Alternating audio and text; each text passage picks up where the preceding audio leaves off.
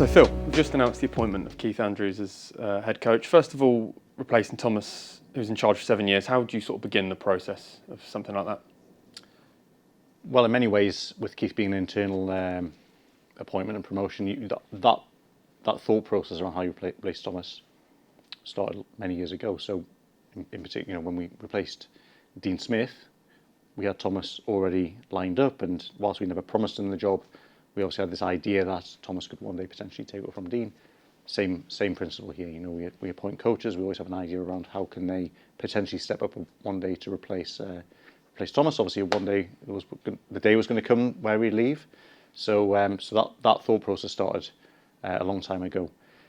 Obviously, when we became aware that Tom was interested in Thomas, obviously we had a bit more of a detailed process with obviously speaking to internal staff, Keith for example, but also arranging to speak to some people externally as well, and that process really started more or less as before Thomas had even formally left. We already knew the direction of travel, and we undertook that process pretty quickly.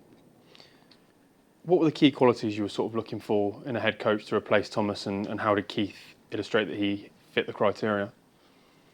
I think the best way probably is just to tell you about Keith, because when you know about Keith, it'll probably tell you all about the sort of person we're after. So when I think about Keith, first of all, I think of Keith as the person. He's a very, very good person, got very good values, he fits the culture well, he's a nice guy, gets along with everyone in the club. You can work with him, you can speak to him, he's very open. He's a learner. So when he came here a year ago, he came to be our set-piece coach. Before that, he'd been, let's call it a normal coach, but he came to do the set pieces because he wanted to get some new experience, to be in our club, and to learn. And that was obviously, that speaks a lot about him. But obviously we can't forget that he's not, in quotes, just a set piece coach. He's also he's covered many other parts of the game, so he's perfectly well qualified to do the job. Second thing is, as a coach, he's a very good coach. He's obviously done very well with the set pieces this year. Particularly the defensive side was very good for us.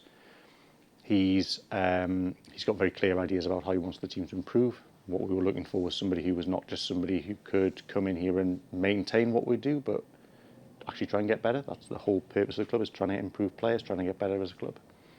And then as a leader, he's a very good communicator. He's very clear on what he wants. He's detailed. The players respect him and like him. The staff respect and like him. So all in all, I think he's a perfect fit for what we were looking for. You touched on it a little bit there, but obviously he's been part of the coaching staff since last summer. And I think the fact that he understands the club's values, he has a strong relationship with the players and the staff already, how beneficial do you think that is as we enter this new chapter with him as head coach? Yeah, well, the first thing to say, obviously, he understands the players in the building, what motivates them, what they like, what they don't like, what they can do, what they can't do, where you have to look after them. So he understands all of that. He understands the principles of how we've played and how we've been trained under Thomas. So we're not starting from scratch. We're not trying to totally change everything and go in a totally different direction. He will bring his own evolution to that, but it's not starting from scratch again. So that means we can hopefully make some quite quick progress. And obviously the staff know him as well, so we'll all know how he works and what he likes, and we'll be able to support him, because that's what he'll need. He'll need support from all the staff here. And some staff left the club to join Tottenham along with Thomas. Have we got an update on any new backroom staff members that could join the club, and how will the staff that remain here in the first team coaching setup, how will they fit into the new setup? So obviously we have some roles to fill, not just coaches, performance analysts as well. But I'll focus on the coaches. With Keith stepping up, obviously, we actually have 4 vacancies from where we were last year. There's been a lot of work going on already around what that team around Keith looks like, and what the structure of the coaching, but also the departments looks like to actually try and get better. That's always got to be the idea: is how do we take what we had last year and get better next season? So that process is already ongoing. I think we need to look at the blend of skills and experiences. It's actually quite an exciting project to have 4 roles open, together. I'm not sure we'll go and hire 4 people in on one day to fill all of them. I think we'll build it over time and learn about strengths and weaknesses. When I first came here in 2015, we got a lot of coaches in quickly, all in one place at the same time, and then stood back and realised it wasn't working also quite quickly. So we need to change it. So we want to just build it step by step and get the right balance around Keith. how important is it now when we step into this new chapter for everyone, staff, players, and supporters as well, to be aligned and together as we enter this new sort of chapter? Yeah, 100%. I think we have the best chance of that with Keith because we know him, he knows us. It's continuity. I think it's exciting. I think we can get better. The fans are amazing. They're always supportive of us and the club and what we're trying to do. And so I don't anticipate any particular any particular issues or not just continuity from where Thomas left it off. Obviously, I want to say as well, Thomas did a fantastic, unbelievable job. He's become a very good friend of mine. 7 years, or 8 years potentially, even working with him. He did, I think, well documented the work he did. So obviously we thank Thomas and Justin and Chris Haslam and Joe for the work they did over a long period of time.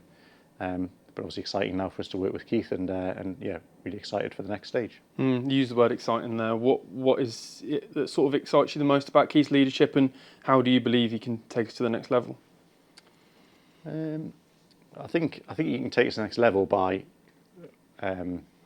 understanding the style of play that we have, the way we look to try to play the game, and to make small detail changes. It's all about the details, right? We're not trying to revolutionise this, but there's some details around that can also be aligned to changes in personnel and players, which happens every summer, which provides another opportunity in terms of changing the way we want to play, looking at how other teams play and maybe trying to take the best elements of that, bring experiences he's had from outside at other clubs, which we can now build into that mix. So, and national team obviously. So I think I think it's not going to be revolutionary. I think it's going to be details which hopefully, when you stand back and look at the bigger picture, actually take us on to the next level.